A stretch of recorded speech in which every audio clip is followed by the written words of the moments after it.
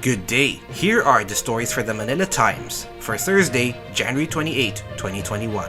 Senator Christopher Lawrence Bongo expects President Rodrigo Duterte to sign an executive order imposing price caps on pork and chicken, but he gave assurances that the government will balance the interests of consumers and traders.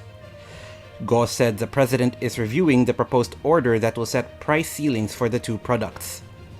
The Department of Agriculture has recommended to Malacanang the imposition of price ceilings: 270 pesos per kilogram for kasim and pige, 300 pesos per kilogram for liempo, and 160 pesos per kilogram for dressed chicken. Groups of hog raisers and poultry farmers recently raised concerns on the proposal to impose price ceilings on pork and chicken. Go gave assurances that the president would consider all sectors in making his decision. Metro Manila mayors backed the extension of the general community quarantine for another month because of the threat posed by the new COVID-19 variant, Taguig City Mayor Lino Cayetano confirmed after attending Tuesday's meeting of the Metro Manila Council. The Department of Health is also not keen on downgrading the quarantine classification in Metro Manila to a modified general community quarantine because of the spike in cases. Metro Manila had 219,935 cases, according to the DOH COVID-19 tracker. The decision to keep Metro Manila under general community quarantine has yet to be announced by the Interagency Task Force for the Management of Emerging Infectious Diseases. President Rodrigo Duterte has appointed Lieutenant General Cirilito Sobejana as the next Chief of Staff of the Armed Forces of the Philippines, Pala spokesman Harry Roque Jr. said. Sobejana succeeds General Gilbert Gapay, who will retire in February upon reaching the mandatory retirement age of 56. Senator Mary Grace Poe said consumers who paid in advance for their cell phone load should not be given very limited time to consume it to give them the full value for their money. The chairman of the Senate Committee on Public Services on Wednesday tackled several measures seeking to register subscriber identity module or SIM cards, non-expiration of prepaid load, and rollover of internet loads. Any proposal on term limits of elected officials will not be entertained during deliberations on the proposed economic revisions in the 1987 Constitution, Representative Alfredo Garbin Jr., the chairman of the Committee on Constitutional Amendments at the House of Representatives, said on Wednesday. Garbin said discussions on charter change or cha-cha would be limited to the restrictive economic provisions.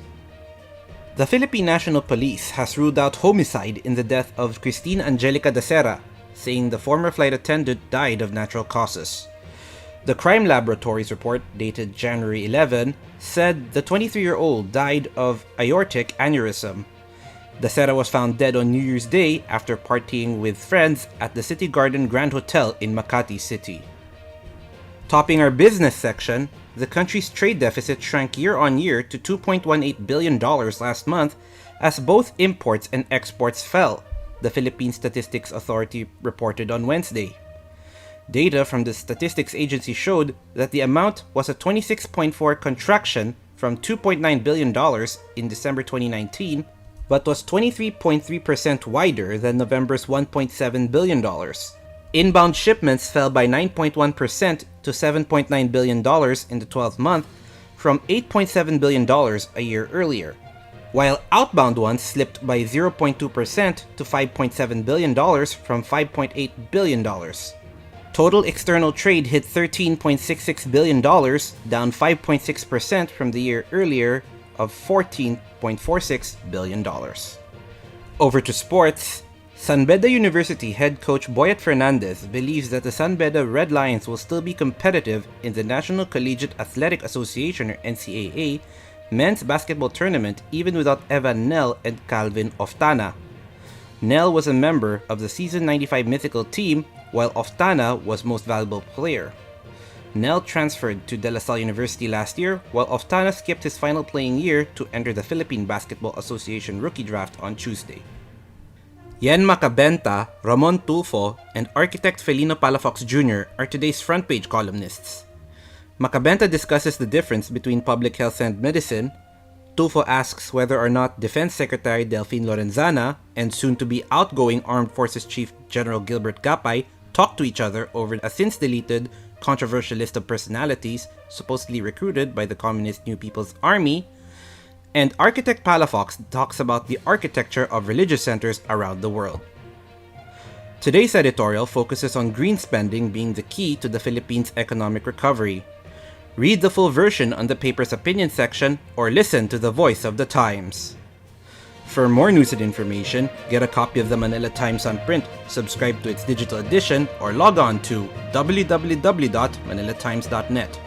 Follow us on Twitter, Facebook, or Instagram, and keep up with the Times. With the Fort Villa Serran, this is Eric John Seco reporting. May you have a safe day ahead.